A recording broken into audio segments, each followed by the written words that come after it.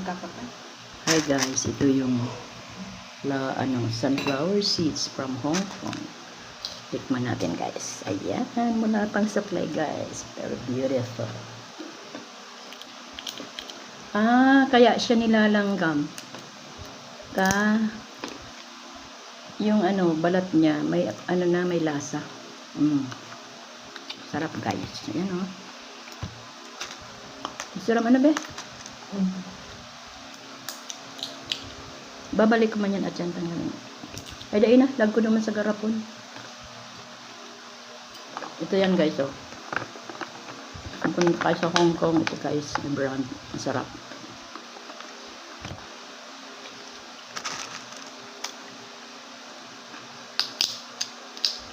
Yan.